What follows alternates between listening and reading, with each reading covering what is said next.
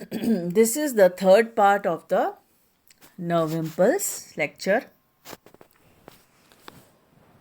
The voltage activated channels are membrane channels whose permeability depends upon the voltage difference across the membrane.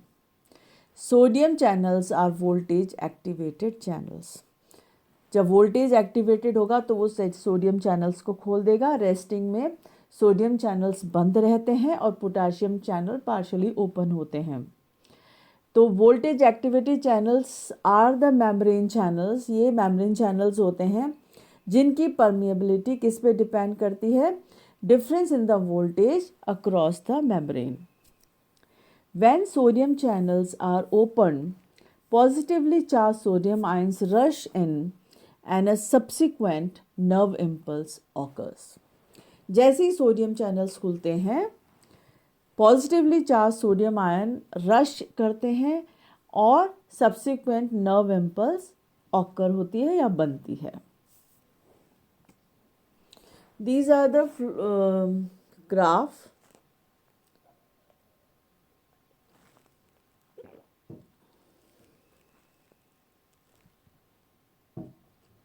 यहाँ पे electrical potential एक है x axis पे, Y पे है time. So there is a resulting electrical potential and there is a peak. This is electrical potential. क्यों बनता है resulting electrical potential? Because rate of sodium, this is because of the sodium channels open and positively charged sodium ions अंदर rush करते हैं. तो ये एक rate of entry of sodium ions है. तो you can see there is a rise in the peak. और जब ये ब्लू कलर, ये जो रेड कलर से दिखाया हुआ है, और अगर हम ब्लू कलर को देखते हैं तो this is a rate of exit of potassium ion from the neuron. So it is a lower peak.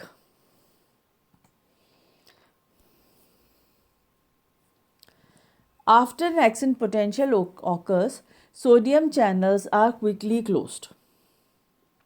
The neuron is returned to its resting state by opening of potassium channels.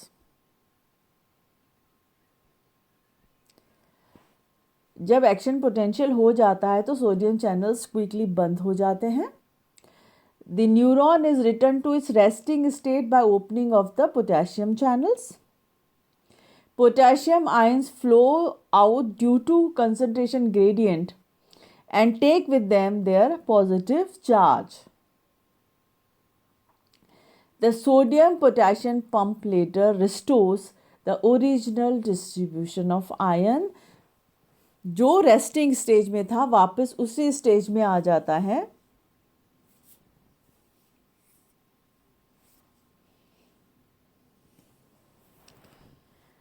Local anesthetic drugs block sodium channels and therefore prevent action potentials from occurring.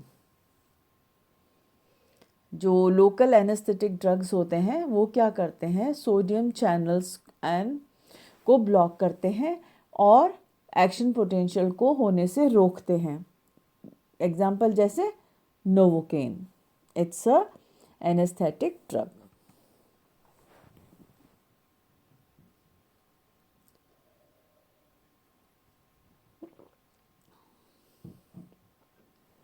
The all or none law states that the amplitude and velocity of an action potential are independent of the intensity of the stimulus that initiated it. All or none law क्या कहता है? वो ये कहता है कि amplitude and the velocity of the action potential ये दोनों independent होते हैं किस चीज़ के से? इंटेंसिटी ऑफ द स्टिमुलस जो इनको इनिशिएट करती है. Action potentials are equal in intensity and speed within a given neuron. सारे एक्शन पोटेंशियल्स अपनी वो इक्वल होते हैं इंटेंसिटी में और उनकी स्पीड भी सेम होती है इन अ पर्टिकुलर गिवन न्यूरॉन के अंदर. दूसरे न्यूरॉन में वो अलग हो सकती है पर एक ही न्यूरॉन के अंदर एक्शन पोटेंशियल की इंटेंसिटी और स्पीड सेम रहती है।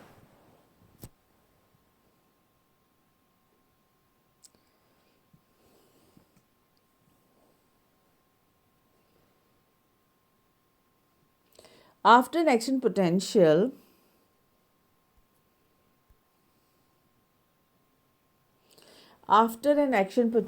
a neuron has a refractory period during which time the neuron resists another action potential.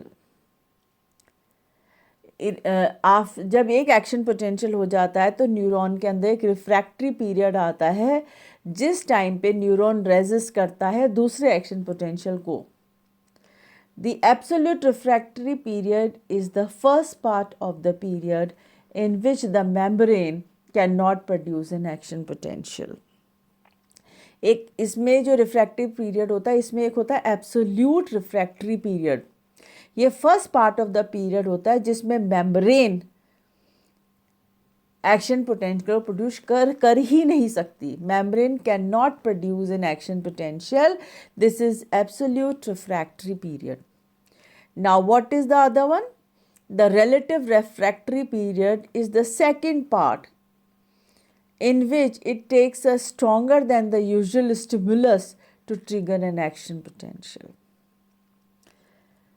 What is relative refractory period? ये second part of the refractory period होता है which happens after absolute refractory period, जिसमें neuron और the membrane produce करेगी action potential, पर इसको usual से ज़्यादा स्ट्रॉन्ग इम्पल्स चाहिएगी या स्टिमुलस चाहिएगी to produce an impulse. Okay, it needs a more stronger stimulus to produce an impulse. This is relative refractory period.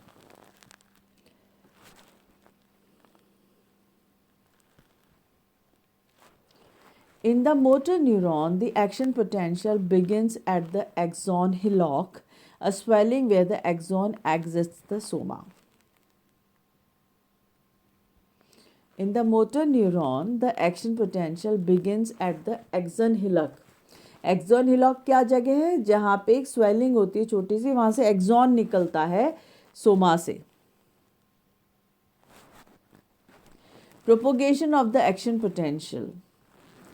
Propagation of the action potential is the term used to describe the transmission of the action potential down the axon.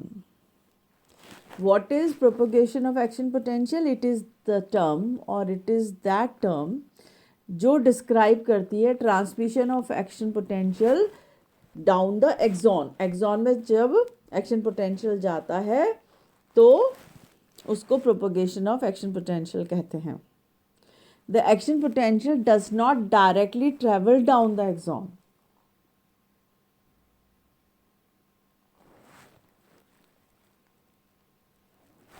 So here you can see the sodium channels are open, potassium channels are closed.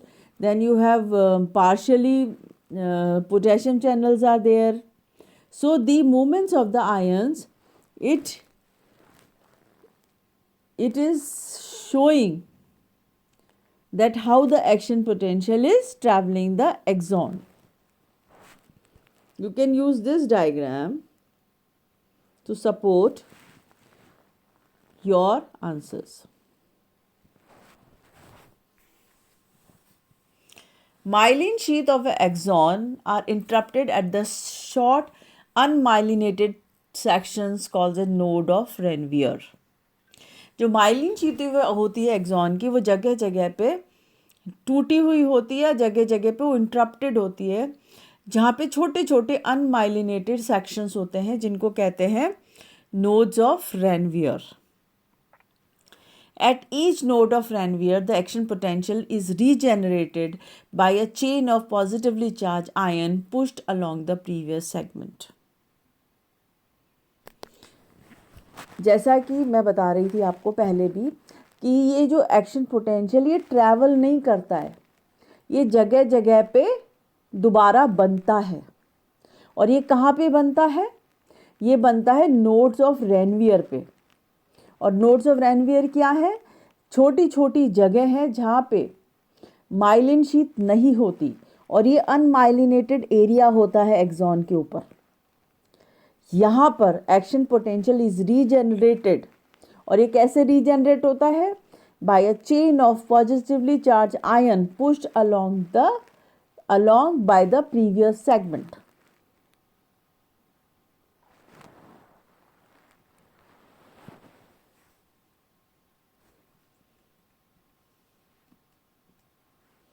So what we were talking, you can see these myelinated sheets, और यहाँ पे ये बहुत important diagram है, इसको आप अपनी copy में बनाइएगा जब आंसर्स दें। तो ये जगह जगह पे देखिए सिर्फ येलो येलो, यहाँ पे पर्पल टूटा हुआ है, यहाँ पे सिर्फ येलो की जगह है, एक पॉइंट एक नॉच बनी हुई है, ये है रोड ऑफ रैनवियर, और ये माइलिनेटेड शीथ है और ये एक्सॉन है सेंटर में।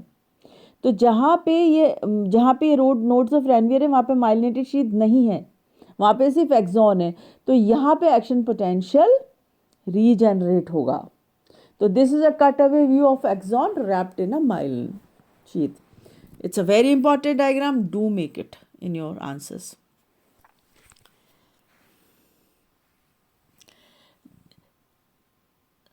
Saltatory conduction is the word used to describe this jumping of the action potential from node to node. अब इस चीज़ को क्या कहते हैं? जब एक्शन पोटेंशियल एक नोड से दूसरी नोड पे जंप होता रहता है तो इसको कहते हैं saltatory conduction. It provides a rapid conduction of impulse. ये क्या करता है? Saltatory conduction, it provides a rapid conduction of the impulse, conserve the energy of the cell. और इस जब सॉल्टेटरी कंडक्शन होता है, जंप करता है एक नोड से दूसरी नोड तक, एक तो जल्दी ट्रांसफर होते हैं नर्व इम्पल्स, कंडक्ट होती हैं, दूसरा एनर्जी भी कम लगती है.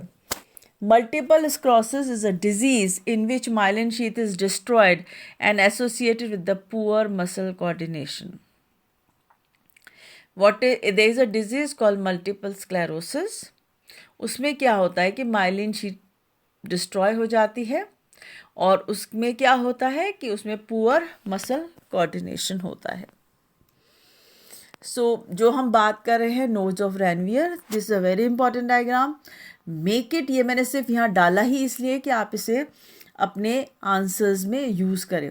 सो you can see the rods of Ranvier.